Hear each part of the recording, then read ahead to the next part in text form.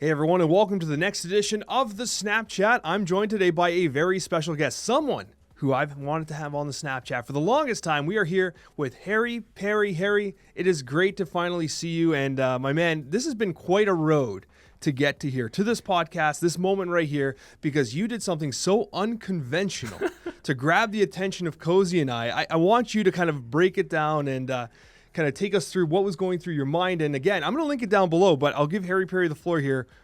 It's an incredible story, and I want you to kind of take it over.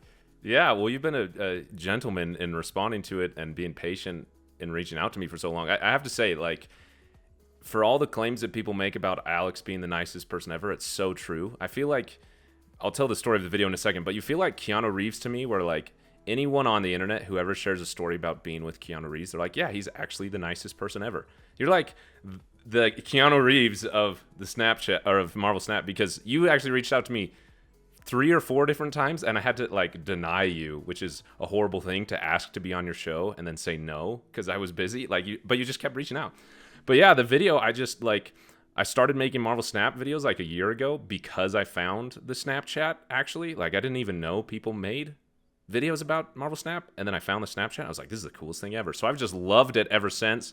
And I saw a bunch of like as Coccia was gone and with his obligations, a bunch of guests, I'd be like, well, how do I get in that line? I don't know. I guess I'll just try.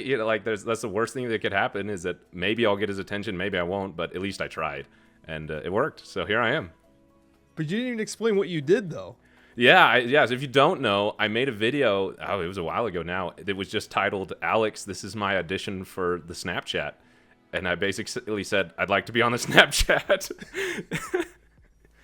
And believe it or not, the person who sent it to me was Dexter. Dexter's like, hey, did you see this? Because I am subscribed to you. But I guess here's the problem with my YouTube feed.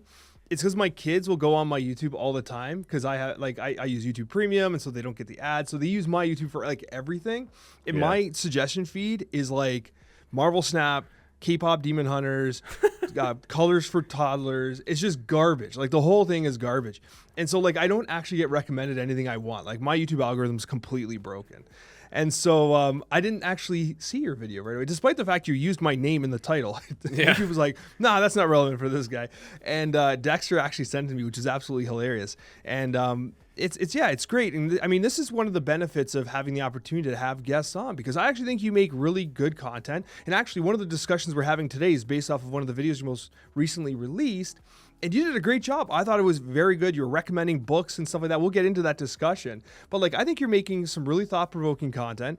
And I'm very happy. I'm proud to have you here. And on that note, you guys better be subbing to Harry Perry down below, because this guy's a great one. He's a great one, and you're a father as well. And I mean, we have a lot in common. And I'm just happy that you're here finally. Yeah, I appreciate that. That's really nice to hear you say, and thanks for letting me be here. It means a lot. Yeah, of course. And I mean, we should actually get into that. We should ask about like, what got you into Marvel Snap in the first place? And I know you said you watched the Snapchat and stuff, but before that would have even happened, like what drew you into Marvel Snap? Like what was it about this game that you're like, you know what? I'm going to install this. I'm going to play this. And you said you started making content like a year ago. Had you been playing prior? Like, tell us about what your Marvel Snap experience was like. Yeah, it's actually really random. Like, I'm not a card gamer. Like, my brother is a big card gamer. He plays Hearthstone. He played Magic. And so I've played Magic against him, but they were just with like, he has multiple decks, and he'd have to like teach me how to play as I was playing against him. I lost every time, like, so I just was never, and not that I didn't like it, but I just never played card games.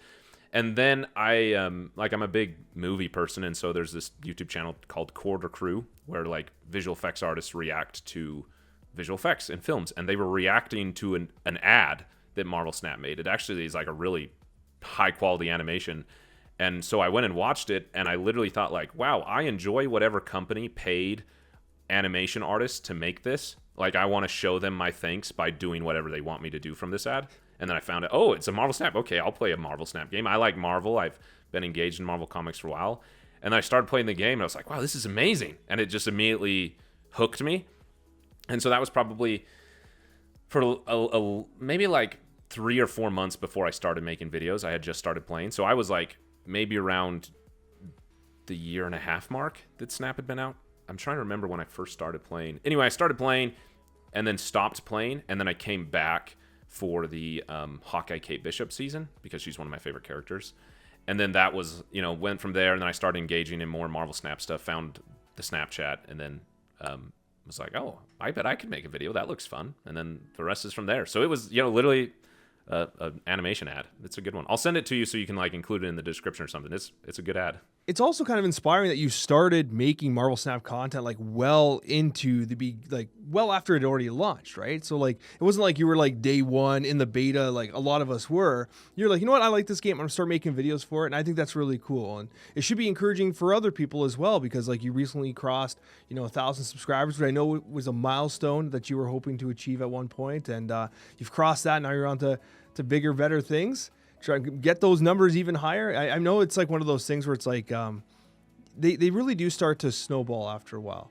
And I think that you're making content that's high quality. You obviously you're an infinite player, and a lot of your deck designs are fascinating as well. In fact, you had one of the highest performing high voltage decks that you had kind of cooked up, and it was a really kind of budget friendly Patriot style deck, and it was a top performer in Marvel Snap for a while there. And then keep doing what you're doing. And I'm sure success will follow, because you're sincerely talented, just like Zombie Mr. Fantastic. I'm just joking. Mr. Fantastic doesn't look particularly talented. He looks like he's having a rough time, to be honest with you. But Mr. Fantastic is a 2/2. He is the new card that's coming out in Marvel Snap this week in the Snap Packs. And he's an on-reveal that reads, Horde +2. Activate. Give 4 of your other created cards +1 power. Now, this particular card, I think, is going to be an important one for the zombie archetype, because as we'll discuss shortly when we do our full review of the cards that came prior, it's looking like zombies as a whole could probably use some additional support. We do have support coming in with the likes of the Hunger. We have support coming with Sentry. However, as it stands right now, the archetype needs another linchpin card, and perhaps Zombie Mr. Fantastic can do that for us. So last week, Cozy and I discussed the card. I came in at 3 stars. Cozy came in at 4. Harry Perry, what's your star rating on Zombie Mr. Fantastic? Yeah, wow, the pressure's on. He's probably the card that I'm most excited for of the whole season. Like, he's like my personal 5, even if I don't think he deserves a 5. So I'd probably put him at like, realistically from his performance, I think he's going to be a 4, actually. I could see him being pretty strong. Okay, that's good. And I mean, it's one of those things where I think he's highly dependent on how good the Horde synergy is as a whole, right? Because this is obviously a card that you're not going to run him unless you're running Horde specifically. Because, I mean, to some degree, Awesome Andy kind of does what he does, except he doesn't have that Horde mechanic, right? And Awesome Andy will hit anything in other locations, not just create a card. So there's a lot of conditions here. Now, Mr. Fantastic is interesting in the sense that it's also the first card in Marvel Snap that has an on-reveal and an activate. So you're getting an additional amount of complexity here, and it kind of opens the floodgates into what design space is available for the Marvel Snap team as they move forward, because now they're like, okay, hold on. We used to have on-reveal cards, we used to have activate cards, we used to have ongoing cards. But now, can we have on-reveal ongoing cards? You know what I mean? You have a card that comes down, does an on-reveal, and then has an ongoing effect long-term. That opens up a whole new can of worms, and I guess Zombie Mr. Fantastic is the first step there. The only concern I have, and what brings down the rating a bit, is that like it sometimes like there's this issue of like a jack of all trades type thing, where like if you're not going to master something, are you going to really crack a 12-card deck? Because if you're just kind of good at a couple things here and there, it's like, no, you got to be good enough to crack top 12 in a top performing deck to actually see a legitimate amount of play. And so I'm curious, do you think this is a little too safe in terms of its stats, in terms of what it's doing, or do you think it can pump numbers enough to be worth playing? Yeah, I think I do agree with you, because I've been experimenting within the deck, anticipating Zombie Mr. Fantastic, just because he's a card I'm excited for most of the season. So I've been like, this is silly, but like trying to figure out the deck design for him before he's released. And so I've been playing a lot of like created cards, both like onboard created cards, so things like Mysterio and Squirrel Girl and Mr. Sinister with the Horde. And then I've also been playing hand created cards with Victoria Hand and Hawkeye Kate Bishop and those types of cards with the Horde to try and find, are one of these going to work with Mr. Fantastic? And the thing that I found is that sometimes, like, yeah, you get the nuts, but on like an average game, it can kind of be hard to get 4 created cards on board. Sometimes that's not lining up. And so I think an easy adjustment that they could make to him is to change that activate ability. Instead of giving 4 of your created cards +1, it could, I don't know, the rewording would have to be really complicated, but give, I don't know if it's just like inverse, give +1 power to created cards 4 times or something, so it could like hit the same target multiple times, I think. But maybe that would just make him OP because you create 1 Horde and then your Horde gets +4 power from that. Yeah. But the thing that I found is that when he works, when you're getting those created cards on the board, I think he's going to really put out surprising amounts of power late turn. Like, it's, people aren't going to calculate what he does. It's just a matter of if you can get the cards on the board. Yeah, and I mean, I think you touched on it right there. He becomes Horde 6. Like, if he just hits, right? If you can do that with the activate. But I absolutely agree. I think it's unlikely that you're able to get 4 out there all the time. Like, from a pure stats perspective, you're like 2/2 plus Horde, Horde +2. So that's 2/4. And then the additional 4, 2/8. Yeah, it looks great on paper.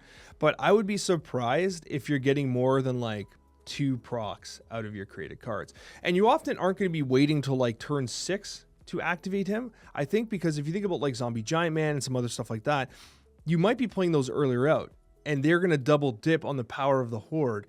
And so as a result, there's a chance that you might want to activate him early, even if there's not an opportunity to get as many procs from the actual created cards. So that's one of those concerns I certainly do have. And the other concern I have, though, is obviously going to be the viability of Horde as a whole. And when we discuss more about Scarlet Witch, we'll discuss the fact that I think she's perhaps underperforming. And although we don't have the full picture yet, because we're missing so many of these synergistic cards, if Horde doesn't end up being a mechanic worth chasing, this becomes a card that's not only 6,000 tokens, but it could just be straight up dead weight. Now, I suspect that they're going to be monitoring these mechanics very closely, because if Horde underperforms, Mr. Fantastic won't sell, right? Season Pass won't sell. People aren't going to play. Like, it's so, Horde has to be good enough to encourage engagement during this Halloween season. And so for that reason, I think that they're keeping a very close eye on its balance. But for me, I don't think Zombie Mr. Fantastic is going to be quite enough for like what we have right now. And that's actually, you know what, we should actually transition a bit into the general conversation. We're going to keep Zombie Mr. Fantastic in mind here, but like, I think this is a perfect time to talk about the cards that have been released, and we can tie back to Mr. Zombie Fantastic. Whatever, I keep messing up the name. But Zombie Scarlet Witch, I think, came in a little softer than expected. I think that while the Horde was getting to like legitimate power, I was getting Horde to like, 7, 8 power, and that's without any of these additional cards. The challenge I had was it's extremely vulnerable to Shang-Chi, it's extremely vulnerable to Shadow King, it's extremely vulnerable to Cobra, even though no one played Cobra against me because I think the card wasn't good enough to warrant the direct counterplay.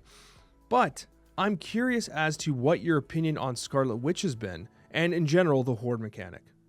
Yeah, it's been frustrating to say the least. I was really excited for the season because the Kitty Pryde, Angela, Hope Summers, Silky Smooth style deck has been one of my favorites for a long time, and legitimately every season I try to include it in my climb to infinite on the ladder, because every season I do a video of all the decks that I used on my climb to infinite, and so I'm like always keeping track of these things and what decks were each season and how many times I'm repeating them and how many times they're being excluded. Like, these are things that I genuinely track, and it's been sad to me how frequently I've tried but couldn't include the Kitty Pryde Angela style deck into an infinite video because she just didn't perform. So I was hoping Zombie Scarlet Witch would help that archetype, and more than anything, like, completing the weekend missions to win however many games it was with Zombie Scarlet Witch was actually challenging, because I feel like the Horde is good, and the Horde, especially if you draw Zombie Scarlet Witch on 3 and you have the cards to help it,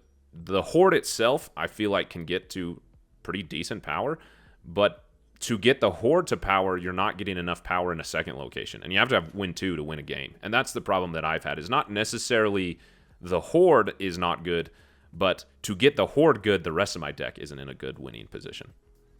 And it almost feels like, for the most part, And to this conversation here, when you talk about like zombie Power Man, not Power Man, sorry, the other one, what's it? Zombie Giant Man. I'm confusing these names so bad. Me but too. He is so unbelievably dependent on the value of the Horde. He's only doing +1, and then he copies the power, which is cool. And for me, it was interesting because I was able to do stuff like Absorbing Man. So play this on turn 5, then Absorbing Man plus Kitty on turn 6, or Absorbing Man plus whatever on turn 6, and I thought that was really cool. But the challenge is if you don't draw into that zombie Scarlet Witch early, this card's dead in the water. Like, it does not stand on its own at all. And zombie Scarlet Witch, her power is as such, as a 2-power card, that even playing her on 4, because in theory, you're like, okay, I play her on 4 and I hit her with the Kitty right away. And then all of a sudden, you still feel a little behind. Like, there's just not quite enough power present. And so I absolutely agree with your assessment. This is a card that if you're able to draw it on turn 3 and you're able to kind of get the things flowing, yeah, the zombie horde gets to some decent power, but it feels very risky. You feel like it feels like a one trick where you have one game plan, and if you don't draw your thing, then you're dead. Like, you just don't have an out. And I don't know if decks that are designed that way can actually take over the meta. I don't think they'll ever be tier 1. So right now, I do think that Zombie Scarlet Witch has a bit of a power problem. It also has a synergy problem because without all the other pieces we've talked about, like the Hunger and the Sentry and even Zombie Mr. Fantastic, you don't have outs because obviously Zombie Scarlet Witch we want because you get it on the board. It's like that Hope Summers effect. You just snowball the effect that you're looking for. But at the same time, if you have Mr. Fantastic, it'll create the horde for you.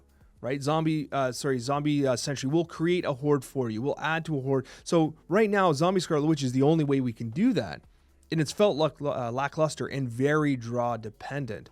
And so I'm wondering, like, do you think that she could use some extra power? Do you think that she needs to make a larger horde? Or do you think we just need to wait to see what the other cards are going to do for her?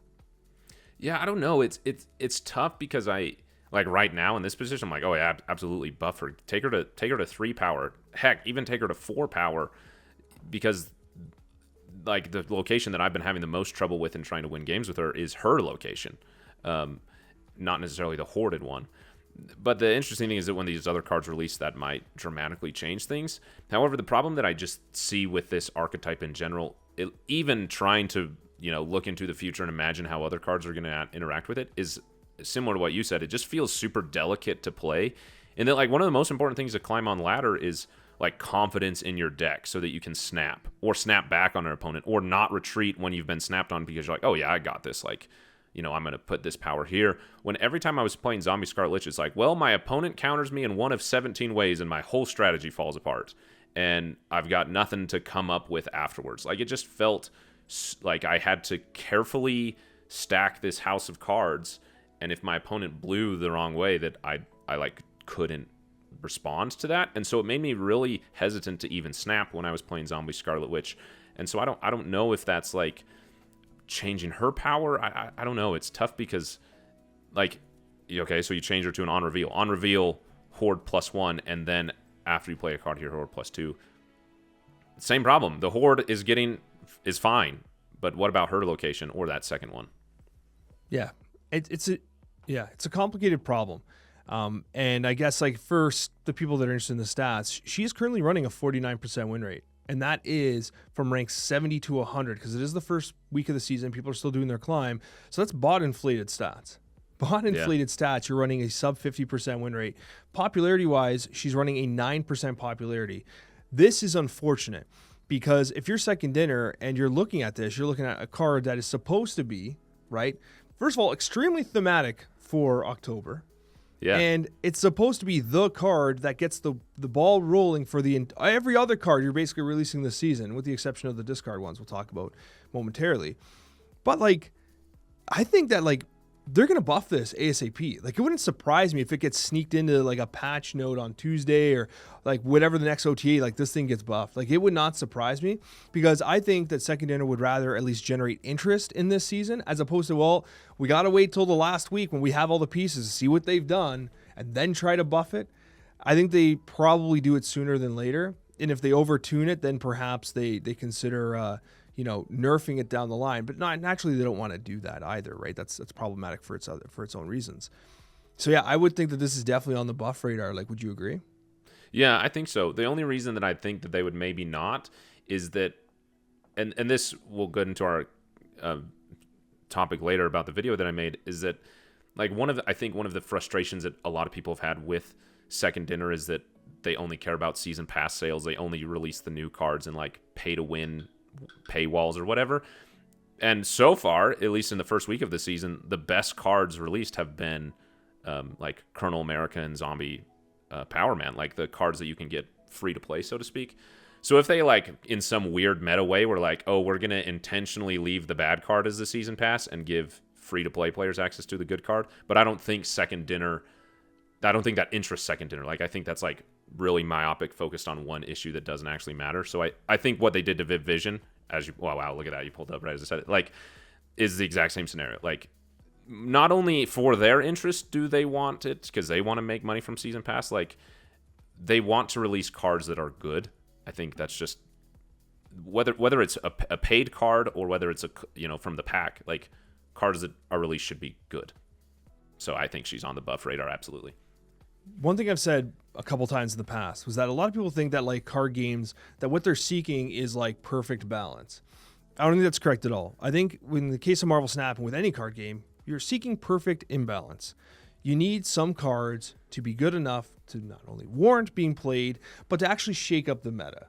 Mm-hmm. And Coccia and I have had this discussion in the past. Like, would we lean towards them being very safe and conservative with the releases, or maybe tune it up just a little, like a little extra hot, little spice to it? You know, I'm not talking a habanero. Give me a jalapeno thrown on top of a card. Maybe just give it a shot. Give it a chance. Encourage its play. Because if it impacts the meta, it feels fresh. It feels new. And then the new cards that come out, they do provide that like more of an interesting infusion into the Marvel Snap meta. And it's funny because a lot of people think that like, oh, they release these overtuned season pass cards. Viv Vision was not overtuned. In fact, it was surprisingly difficult to play at his 3-2 stat line. And they held off for a long time before buffing it, to their credit. And even now that it's been buffed, the top Surfer decks are not running Viv Vision. Oh, wow. The top buff decks are not running Viv Vision. Like, Viv Vision is still not making lists as a 3-3. I just did the top 10 decks of the week. Viv Vision's not on it, right? And this is a season pass card that largely underperformed. So, you know, I wouldn't be surprised if, like, that's the kind of thing that would surprise people. And even then, like, you had the Mr. Fantastic First Steps, and this was an example of the other direction, where at a 2 cost, he was way too good. He was able to be put into every single deck. And both of these, I think, represent challenges for Second Dinner. You don't want to overtune the card, then nerf it. And then with the timing of Mr. Fantastic, it was a little rough too, because he had just entered the free-to-play acquisition when they had to nerf him. So that's a miss. But I would argue that Viv Vision's also a miss. You don't want a season pass card, and for the most part, an entire season that feels like, well, I can just skip this and save tokens. You know what I mean? Because it's just then your meta is stale for an entire month. You're just kind of standing still. So anyways, I'd be interested in your thoughts on that, because I think that they have this reputation of like releasing overtuned stuff all the time. But like Viv Vision is proof positive that's not always the case. Yeah. I think that we like the people who are frequently the loudest are the most frustrated. And like if I were a free-to-play player and I was playing against 2-cost Mr. Fantastic, I would have been super frustrated. Like that realistically was like an extremely unfair advantage to paid players was Mr. Fantastic. But you look at so many of the other season passes that have been released. Viv Vision is a good example. Another one I was thinking about today, Esme. Like I can't think of the last time I saw anyone play Esme. You know, like she just like completely has disappeared from the meta entirely, except for maybe sometimes in Mr. Fantastic decks. Or not Mr. Fantastic, Mr. Negative decks. And so it like, I don't know. I think that there's like a weird, for every example of like, wow, this card was really overtuned, there's another example of like, well, this card kind of underperformed. And I would just hope with how unique the Horde archetype is that they would do something to put it in the category of closer to overtuned than it is to undertuned. Because to your point, like, I would love to see a bunch of people playing Horde just for something else in the meta. Like, I'd love to see more people interested in playing this archetype because it makes the meta fun. And it's been something that I've been thinking about, that I think that Marvel Snap and the design team, I think one of their main focuses has been largely that they want more playable archetypes, because we think about the kind of decks that we want to play, but playing against the same cringe garbage all the time is also super annoying. You might be like, you know what, I'm a one trick, I just play discard, I just want to play Bullseye or APOC or whatever, and that's cool. You play your stuff. Like my brother loves Marvel Snap and he only plays ongoing. Dude will only play ongoing. He has golden Howard the Duck, golden everything ongoing. He only wants to play ongoing decks, right? And like that's perfect though. He's having a blast, man. He even tries he's like sometimes I'm feeling greedy. He'll do like Wong Mystique, like Spectrum stuff. Just wants to lose his mind. That's cool. You play your way, man. And for those types of people though, if he's going against like end of turn cringe every single game, like it's got to be exhausting, right? So what I really like what they did with the Horde specifically is exactly what you said. It's a whole new brand of gameplay. It's, to me, not necessarily equivalent to, but it feels like a new type of archetype, the way like Thanos is like a way to play Snap. Arishem is a way to play Snap. Horde is a way to play Snap. And when you play against those types of decks, the patterns are different. It's more enjoyable. Better diversity in the meta is going to be better for everybody's experience. And for that to happen, I think Horde needs something because Scarlet Witch just isn't doing it. I agree with everything you've said. It's definitely underperforming 100%. And then as a result, and I want to touch on Giant Zombie Man, this card's capable of putting up big power. But in the current state of Horde, it's not worth running. Yeah. But like, it kind of feels like, and I've seen the comparison made where it's like, this is the Gilgamesh of Horde, right? A 5-drop that gets into like the 12 to 15 power range. Like, yeah, you take those all day long. But as of right now, it feels rough to try to play Zombie Giant Man. Before we move on to Colonel America and Power Man, was there anything else you want to add about the zombies and the Horde as a whole? No, I agree with everything you said, particularly about Zombie Giant Man. I like drove myself nuts on the first day of the season trying to force myself to play Zombie Giant Man. It just, like, you draw him without Zombie Scarlet Witch, and you're just like, well, that's a card I'm not going to play this game. Like, he's so useless in those situations. And I was really excited about the card because I just thought he was going to be fun, and then he just became frustrating. And so I really hope that towards the end of the season, I'm able to come back around and be like, no, I love playing Zombie Giant Man. But right up to this point, I'm like, well, if I am going to try and do something with the Horde, I'm going to leave out Zombie Giant Man. He's just not worth it. He's not worth one of those 12 slots. And it's one of those risks that Marvel Snap runs where they release on like a weekly cadence, right? Especially with something like a new mechanic like the Horde. If you introduce a new mechanic and the entire month is borderline dedicated to it, and you don't really know how it's going to perform till you get all the pieces, it's like a month of holding your breath. And that's difficult for free-to-play players. Like, what do you do with your tokens, man? Like, what do you do? Like, you can't dive into any of this till you see the complete picture, right? And so it is tricky from that perspective. But thankfully, I think they must have thought of this because they didn't just release Horde cards. They released some discard cards as well, including Colonel America. The 3/3 that reads, ongoing, your other cards here have +1 power for each turn you've discarded a card. Now, I'll give you the floor here. I'll let, because I've made my thoughts on Colonel America very apparent. I'm wondering what your experience has been thus far. I have been all over the board with him. In the video I released on Colonel America and Colonel Power Man, I was not going to get them. I was going to skip them just to save my tokens for the season. Just not because they were bad by any means, but I was like, oh, I don't need to play them. Like, my discard decks are just fine. You know, I don't necessarily need them. And then a bunch of people commented on my videos and on my polls about how good they were, so I FOMO'd into them. And it took me a while to come around on Colonel America. I realized that I was playing him kind of wrong. I made the comparison to Speed, that Speed is one of my favorite cards in the game, but sometimes when I play him, I get distracted by, like, playing on curve so that Speed gets value. Like, I have to play a 3-drop on 3 so that Speed can get +1 power, and then I don't play as well. I saw myself doing the same thing with Colonel America. Like, I have to discard a card this turn so that Colonel America gets power, and it just, like, made me play suboptimally.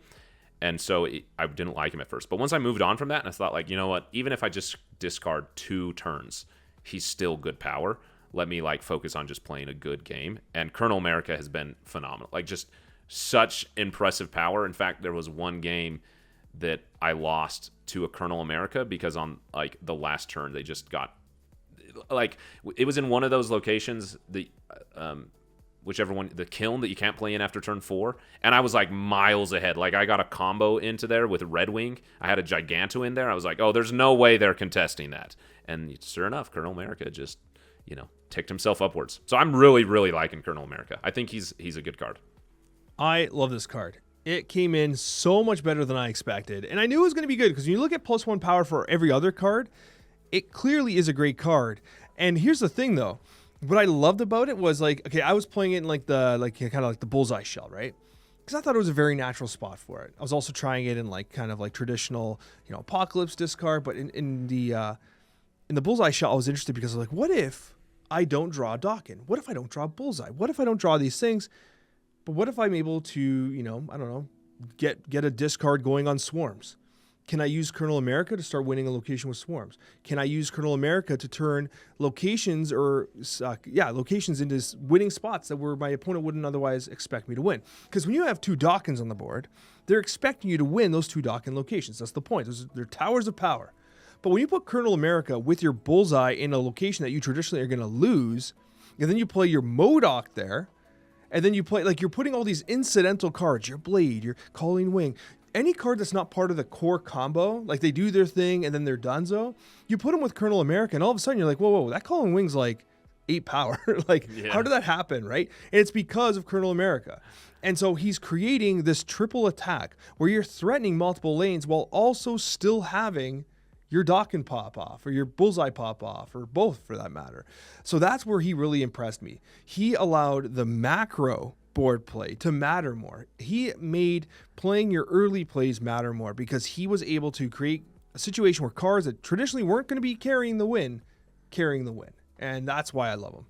Yeah, he made a challenge in deck playing against him that, like, typically there's those cards you see on the board and you're like, well, I'm going to avoid that location. Like someone plays a Lasher. Okay, I'm not going to play into that location. Or a Surfer player plays Captain Carter. Okay, that's a location I clearly can't contest. Let me focus on the other 2.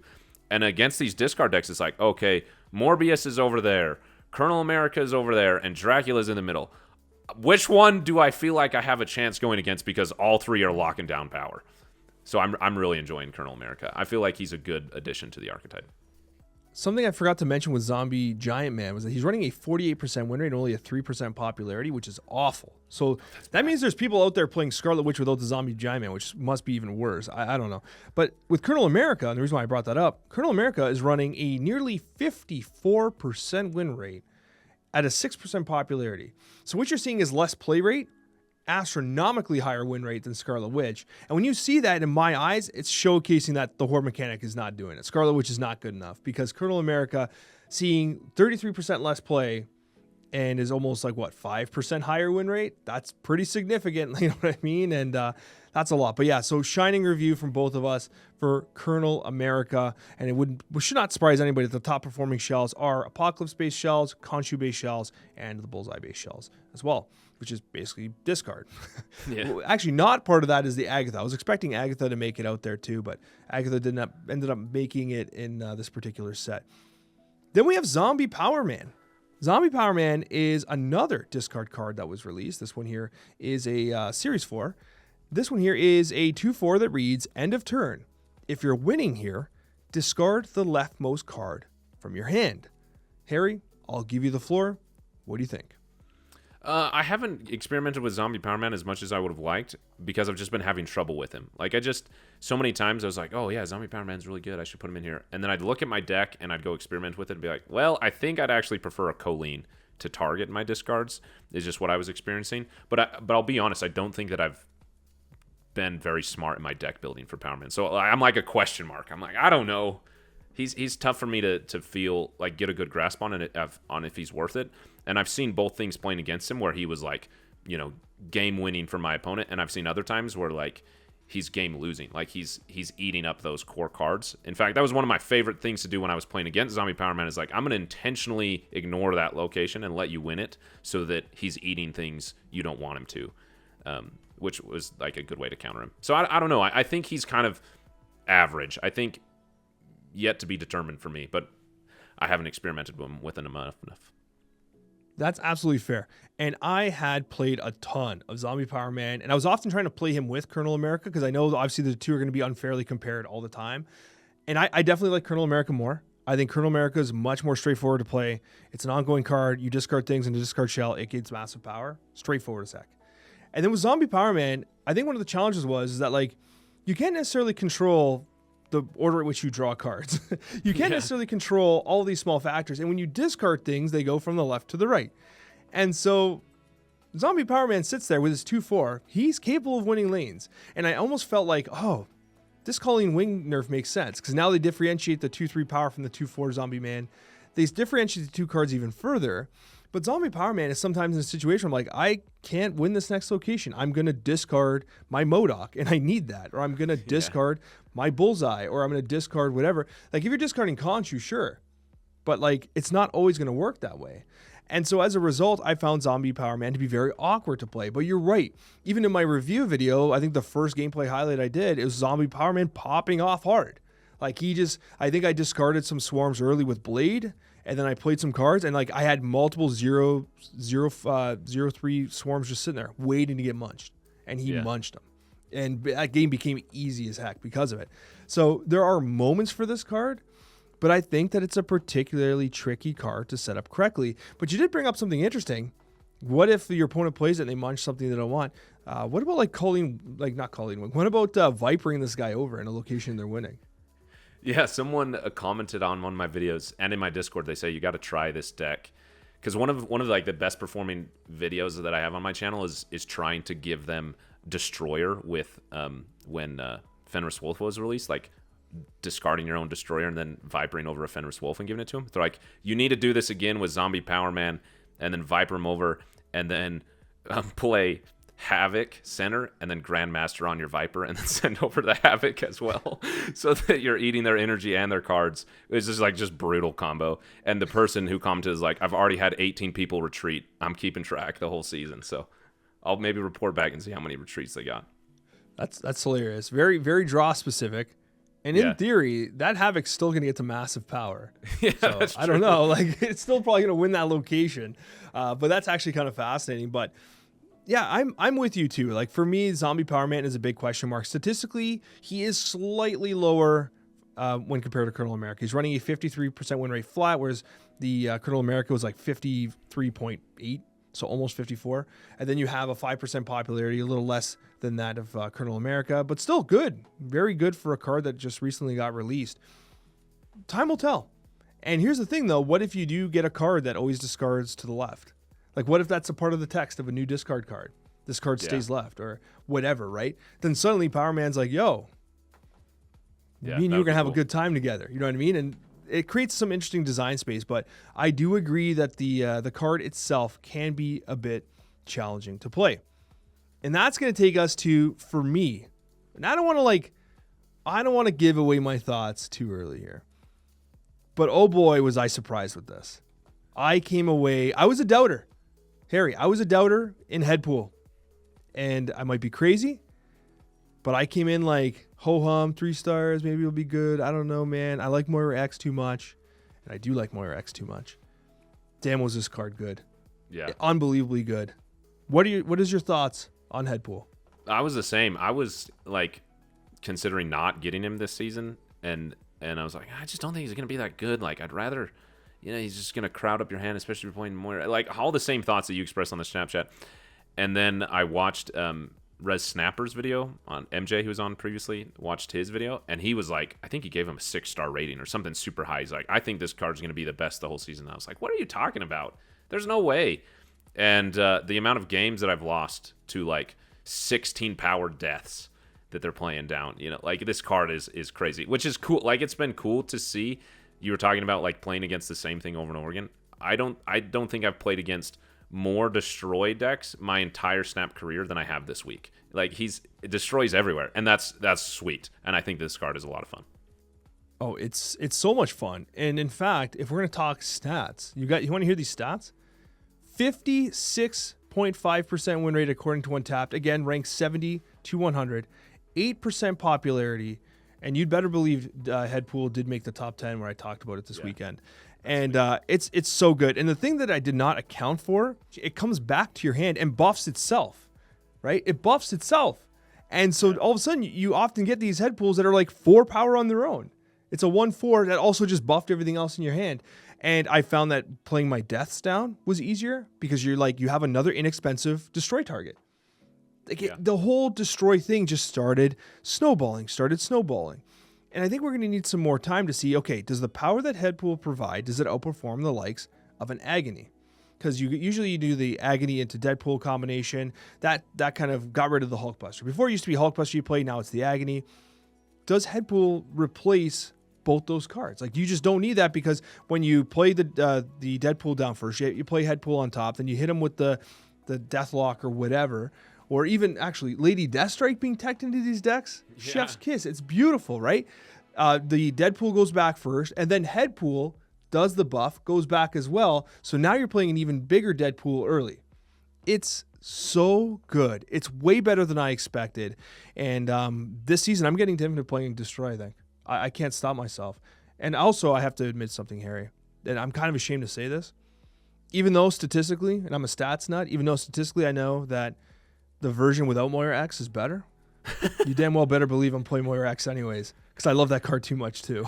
I'm in the same boat. I was building it. I haven't made my video on Headpool yet, but I was like, I feel like I need to cut mine. I was like, I just can't. Like, there's so much about the card that I love, including like the animation. Like, sometimes I just hover the card to just enjoy the animation longer.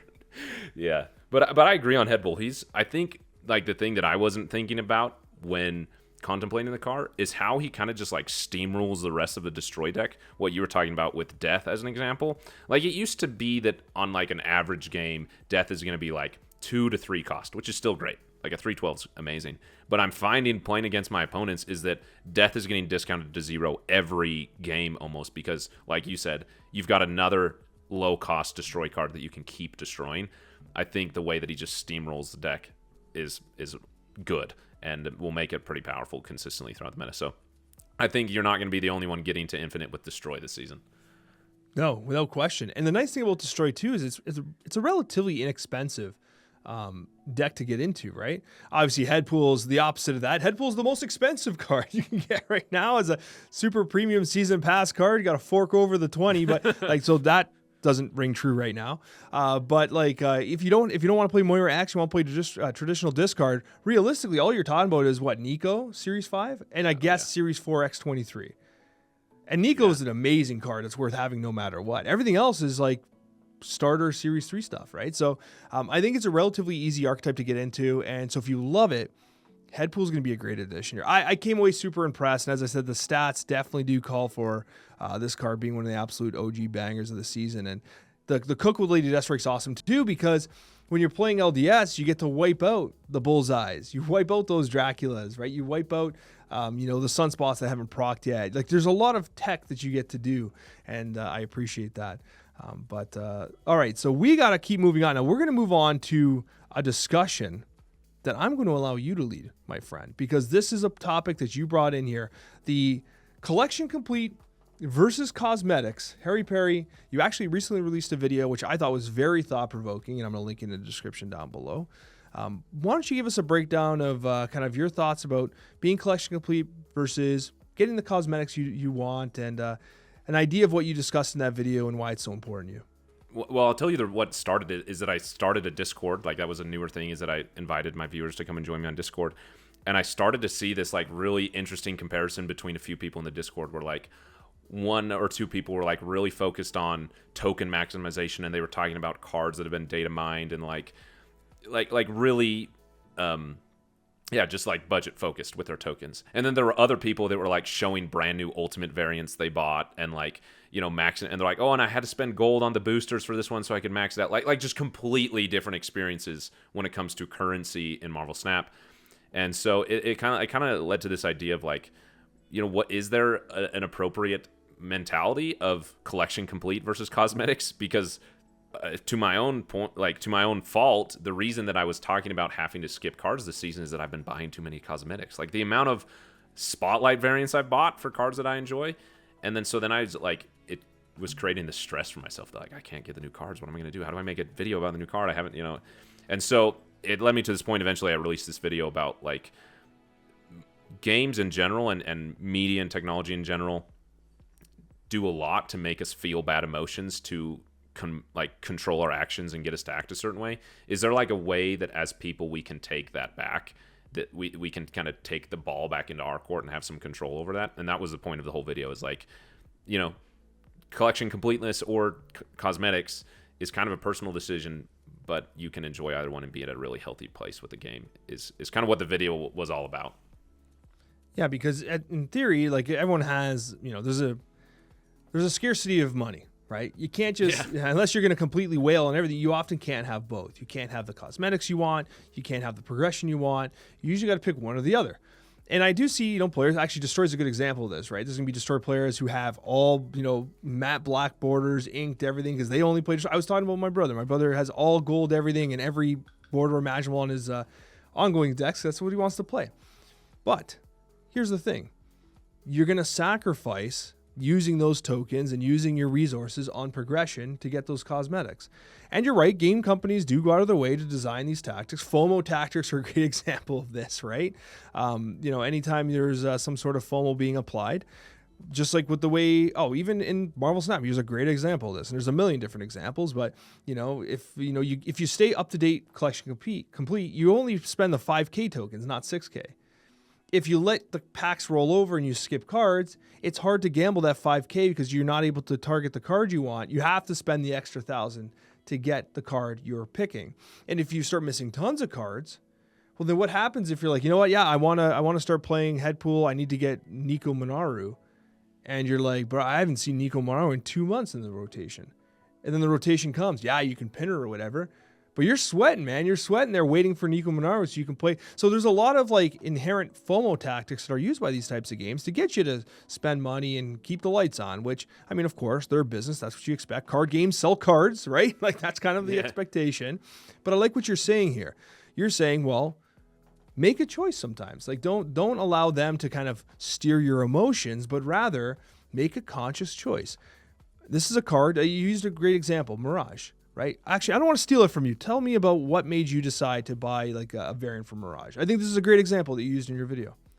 Yeah, I love Mirage. I love Victoria Hand. I've talked about that card many times, and Mirage is one of my favorite cards to companion with her. And so this was weeks ago. I saw, I put on the Reddit what's your favorite Mirage variant, because I have some good ones, and I thought I had the best one, and then someone came back and it was one of the Spotlight ones. I was like, oh no, that's so much better.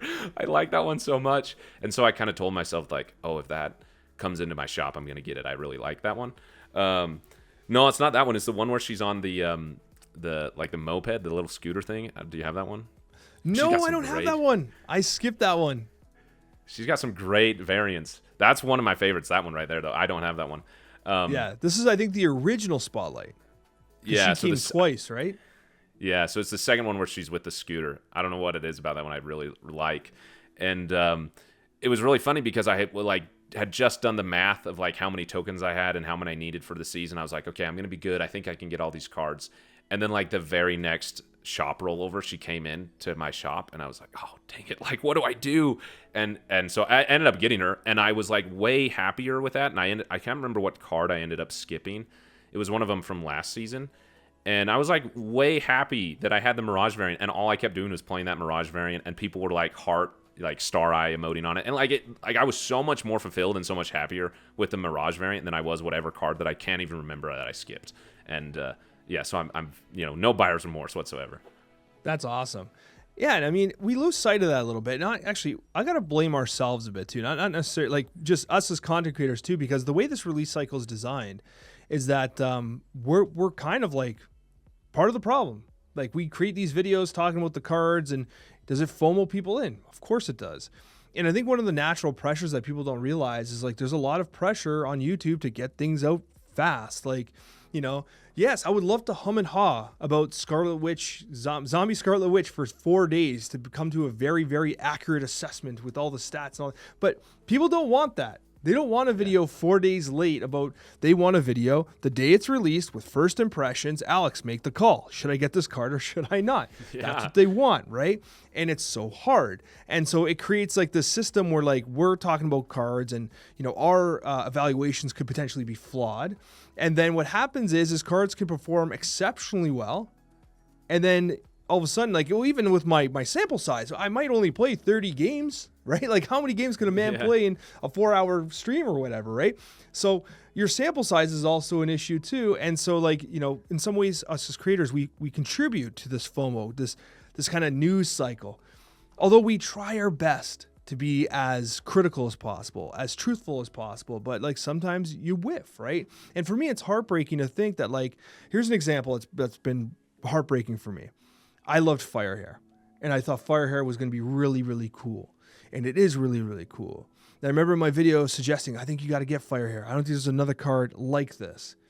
But realistically, it has had a turbulent meta share. Like it's seen some play in Victoria Hand, and that's cool with like, you know, the hood into Victoria Hand, and then you destroy it with the misery and all that stuff, and then like you're feasting, sure. But it has not had the meta penetration that I had hoped or that I thought it was going to have.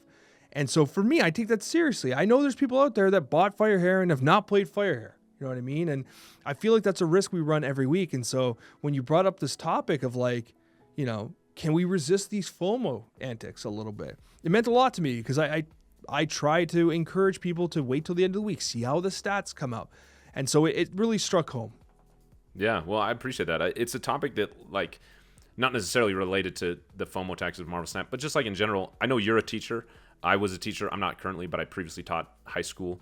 And like being among kids that like I really care about and have a passion for helping them live good lives, I just like realized that in general, and not just on kids, but you see it in them a lot, even as me as an adult, that just like our world has kind of made us less intentional. And so I have like a big passion for helping teach people how to be more intentional in every part of our life, because like there's so many people that are so smart working so hard to take that away from us, which is like not trying to be overly heavy. So that like if I can somehow contribute that to Marvel Snap, I'd love to. And if that means that more people are going to buy Mirage variants, then so be it. I'll star eyes every single one that I see. Because I think it is an interesting thing how we as content creators do contribute to this. Like I think there's like an underestimation of how much content creators control the meta. Like I really wonder if next week in the top 10 you like threw in a Devil Dino deck somehow, if there was a good one. There probably isn't, but if there was a good Devil Dino deck, how quickly other people would start playing that, which is like amazing and like speaks to how much people trust you, which is a good thing. So I'm trying to use that small amount of trust I have to help people be a little bit healthier in the ways that the game has their grips on them. But I'm curious for you, Alex, like in the conversation of cosmetics versus collection complete lists, like what gets you FOMO'd more? Good cosmetics or like the new cards? What are you more of? So it's funny you say that. First of all, I feel like I have to have every card. And so that's something that kind of, I try to stay up to date because I feel like the expectations that I do play them, that I do get personal kind of experience with cards. I can talk about them on the podcast with a degree of confidence, right? Because I think that's what people expect. I think that's rightfully so too. I think that people should expect me to play, to play the cards I'm talking about. So that's number one. With regards to cosmetics, I feel like I'm pretty good without FOMO into things. However, what I try to search for is I want one good variant. Give me one good variant and one good split, and I'll never look at another. Like for instance, I don't know what they could do to get me to get a better variant than this or a better split than this. Good. It's like for me, like this death variant is too good. I'm done. Like I'm not going to seek another split here. Like you can't get me. Another example is like She-Hulk. I don't care what you throw my way. Like I'm just it's so good. I know it's so good, right? I'm not trying to flex you. I'm just saying it's like I just need one good split and one good variant, and I am more than happy. And so that's kind of the way I approach the cosmetics. Like this is an ultimate variant. Like I did fork out the ridiculous amount of tokens. I regret this, by the way. I regret the ultimate variant 100%. And one I will say I absolutely regret is armor. Here's a great example, okay? I spent way too much money on this armor variant. And you're like, Alex, it's not even that impressive. I know. Well, first of all, I thought the red border matched her nice. And, she's armor, so this metallic in the background I thought was pretty cool instead of going. But honestly, like the honest truth is that like I paid so much more. They released this one for free, man. I paid so much money for that expensive fantasy one. And then they're like, yo, I don't remember what it was for. They're like, we're going to release this free armor variant. And they just gave it away. And yes, it's better than the one I'm using.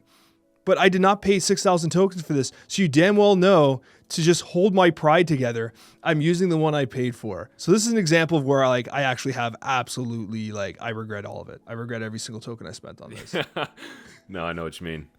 Yeah, I'm a big fan of splits in the game. That's actually probably one of my favorite parts about the game is all the splits and the cosmetics of the game. Like I'm surprised how much I enjoy that. But yeah, the funny thing is that Mirage variant that I talk about how much I enjoy it creates so much conflict in me though because I have a different Mirage variant that they're obviously you can customize cards, so they have a God Split on them, but it looks better on the Peach Momoko variant that I have. But I'm like, oh, that one didn't cost 6,000 tokens. Like, I gotta use the other one. So I know exactly what you mean. That's funny, but yeah, anyways, a very interesting conversation. I feel like we could go on forever about that specifically, and yeah, let us know if there's any, like, what you guys think about, FOMOing into cosmetics or collection complete.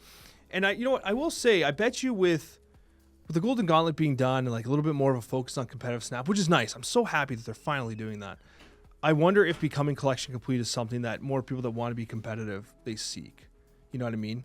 If there's a competitive meta out there and they want to rank up and they want to compete for rewards or whatever it is that drives them, they got to have the cards. You know what I mean? And so, yeah, a lot of decisions to be made out there.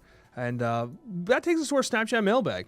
We've got only a couple questions this week, and I think they're doozies. I think they're fun ones.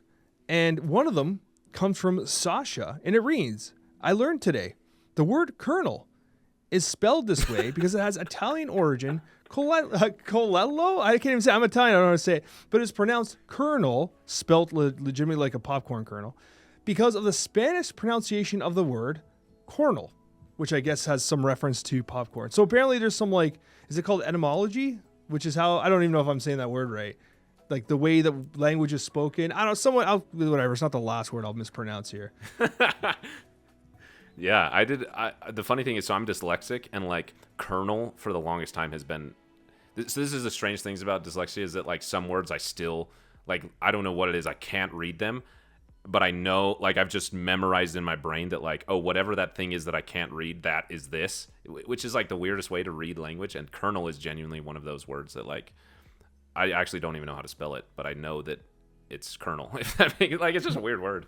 And the last question of the day comes from Interior of Kevin. And wow, people went off about this. I never thought I'd like Alex more. And then he mentions Heroes 2 and 3. Wow, literally my favorite nostalgic games of all time. My brother and I used to play them as kids, taking turns at the PC. What's crazy about this? So here, I want to hear about your nostalgic games. But what's crazy about this is I've been playing Heroes of Might and Magic 2 and 3 for like weeks. I don't know why I've been addicted to them. I didn't even realize Olden Era was even coming out. And then I just stumbled across it. And literally the demo was released like last week. I saw Grubby playing it on Twitch. Like all these people were playing it on Twitch and stuff. I'm like, what are the chances? And then on Game Pass, which has its all other controversy, they added literally Heroes 2 and 3 to Game Pass. I was like, wow. You gotta be kidding me. Like I felt like I was the only one on the planet paying attention to this game. And now all of a sudden a 10 megabyte, Heroes 2 ends up on Game Pass from 1996. I mean, bless their hearts. Anyways, what are your nostalgic games from your childhood that like you just can't help but go back to every once in a while? Oh, the one that is always my go-to answer is Lego Star Wars, the original saga that is like episodes 4, 5, and 6 in the Lego format. That was my brother and I. We would get in legitimate fights with each other because it was only 2-player, and we had friends down the street that were also brothers that were our same age. And so like the 4 of us, right? Me and the older brother, and then my younger brother and the younger brother would like genuinely get and wrestle fist fights over who got to play Lego Star Wars first when we'd hang out together as kids. So that's like one that like just is, every time I go back to that game, it just like feels great, is probably the one. But the one that I still go back to, and is actually the only reason that I still have a Wii U, it's right next to my PC here, is Monster Hunter 3 Ultimate. The hours I've wasted in that game, I can't. It's this dumb console. That's the only reason I have it, is for this one game, because you can't play it anywhere else. And I'm like the one person left in the world who has a Wii U for Monster Hunter, and it's a great game. You mean you're the one person in the world that even bought the Wii U? Yeah, that too. Yeah, but it's funny. I've never actually played a Monster Hunter game. But thinking back, like when you were talking about like fist fights, I actually watched multiple fist fights happen. I would give 2 scenarios where I saw legit fist fights. One, I was a kid. Me and my brother went to our neighbor's house. They had 2 brothers too. Very similar to your situation. We were playing Perfect Dark on N64. Yeah. And we're playing, right? And then one of the brothers snipes the other brother. He's like, stop peeking at my screen. And everyone's like, yo, chill. And then we're playing. He gets him again. He's like, you're staring at my screen. And literally, like, they started just fighting. Like, pure fist fight. Dad had to come over, break him up. And I'm like, we're done for today, I guess. Like, and then the other thing, we had a LAN party. Oh, this is such a funny story. So we're having a LAN party. My parents They went on vacation, right? This is how cool I am in high school. My parents go on vacation, and they're like, don't do anything stupid, Alex. Like, we know you won't, but also just don't do anything stupid. I'm like, yeah, I won't. So I'm like, I'm just going to have a party with some friends over, though. They're like, not too many. We're like, okay. Everyone brings their PCs over, like their monitors, everything. We set up like tables, a whole LAN station in my parents' basement. And what happened is like we were all playing Warcraft 3, Reign of Chaos at the time. And we're doing like 8v8, like 8 FFAs and all this stuff. And I remember my neighbor, my dad's best friend Bill, came into the house and was like, comes into the basement to see like what's going on. And he just sees like 10 dudes playing Warcraft. He's like, all right, never mind. This is not what I thought it was. And he just leaves, right? In the meantime, we're all playing Warcraft 3. And my brother, anybody who's played this game would know, my brother tower rushes like one of our other buddies. And tower rushing is like a scumbag play where basically like right off the rip, you just start building in the other guy's base. Like you don't like as the person getting tower rushed, it sucks so bad. Like you don't even get to play the game. And then literally my brother, like all of a sudden my buddy's units stop moving and we're like, uh-oh. And we can hear him come out from the other room and like he just started swinging. Like there was no conversation. He was like basically like, how dare you tower rush me? And just started throwing hands like immediately. Like we had to break him up, the whole thing. And what was funny is it didn't even ruin the night. Everyone just kept playing, so it was fine. Yeah. Oh man, those experiences like that are the best. It reminds me of a different group of friends, but down the street he had an N64, and we would go over there and we'd play. We went as a group of friends. We rode our bikes to a Walmart that was near us to buy a whiteboard, like a giant one that you'd see in like a classroom, so that we could host our bracket tournaments of Super Smash Bros. On the Nintendo 64. And that's like one of my core memories is us like balancing this whiteboard on my handlebars and the back of his bike as we like rode in tandem together to carry this whiteboard home.